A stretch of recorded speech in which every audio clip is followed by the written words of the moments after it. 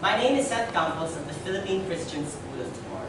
And the title of my piece is The Prince of Peace by William Jennings Bryan.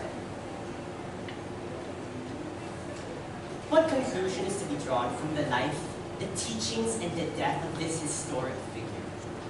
Reared in a carpenter's shop, with no knowledge of literature, with no acquaintance with philosophers living or dead, when only about 30 years old, he gathered disciples, promulgated a higher code of morals than the world had ever known, and proclaimed himself Messiah.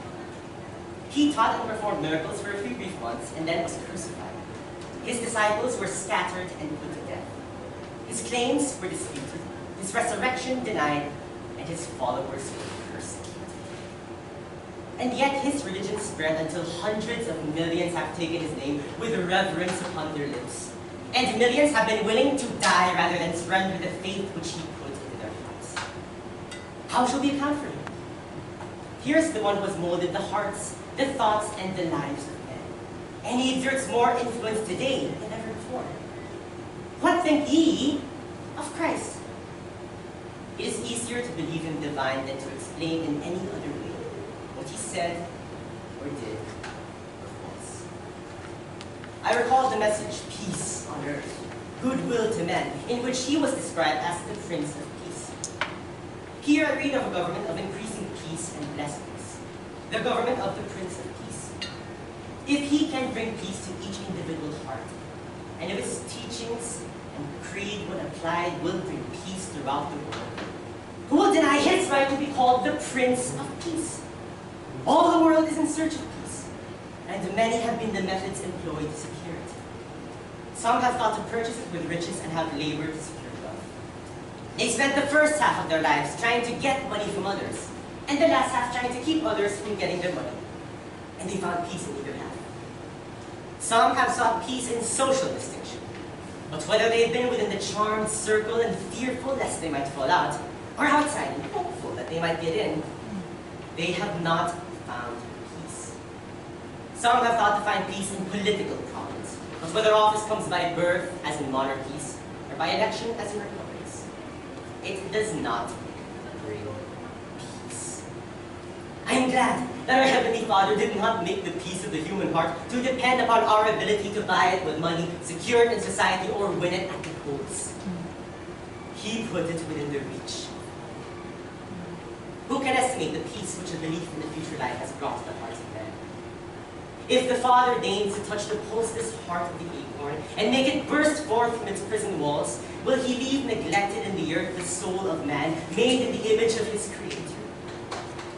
If he stoops to give to the rosebush the assurance of another springtime, will he refuse the words of hope to the sons of man when the frosts of winter come? No! I am as sure that we live again as I am sure that we live today. Christ deserves to be called the Prince of Peace because he has given us a measure that has promoted peace. When his disciples quarreled as to which should be the greatest, he rebuked them and said, "Let him who would be chiefest among you be the servant of all." Service is the measure of greatness. He is the greatest who does the most good. All of our controversies grow out of the fact that we are trying to get something from each other. There will be peace when our aim is to do something. Our enmities arise from our efforts to get as much as possible out of this world. There will be peace when our endeavor is to put as much as possible into this world. The human measure of life is its income. The divine measure is its outcome, its overflow, its contribution to the welfare of all. Christ also led the way to peace by giving us a formula for the propagation of truth. Not all those who have desired to do good have employed the Christian method. In history, but two methods have been used. The first is the forcible method, and has been applied freely. The second is the Bible method. Be not overcome of evil, but overcome evil with good. Christ went in detail and laid emphasis upon the value of example. So live that others, seeing your good works, may glorify your Father which is in heaven. There is no human influence so potent for good as that which goes out from an upright life. Christ has given us a platform that can be applied to all controversies.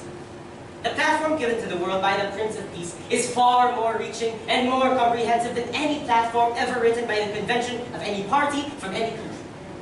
When he enjoined upon us the rule, "Thou shalt love thy neighbor as thyself," he presented a plan for the solution of all the problems that now vex society or may hereafter arise. My faith and my optimism rest upon the belief that Christ's teachings are being more studied today. In former years, many thought to prepare themselves for future bliss by a life of seclusion. We are learning that to follow in the footsteps of the Master, we must go about doing good. Christ declared that he came that we may have life and have it more abundantly. The world is learning that Christ came not to narrow life, but to enlarge it. Not to rob it of its joy, but to fill it to overflowing with purpose, earnestness, and happiness. This Prince of Peace promises not only peace, but strength. Some have thought his teachings fit only for the weak and unsuited to men of energy and ambition. Nothing could be farther from the truth. Only the man of faith can be courageous.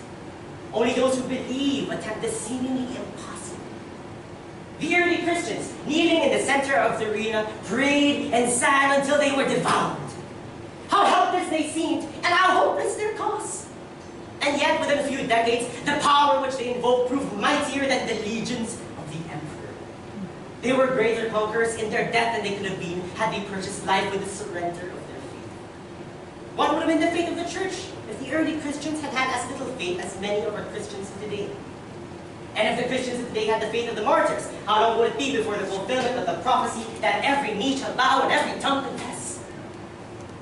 I am glad that he who is called the Prince of Peace, who can bring peace to every troubled heart, and whose teachings exemplified in life, will bring peace between man and man, between nation and nation throughout the world. I am glad that he brings courage as well as peace, so that those who follow him may each day bravely do the duties that to that day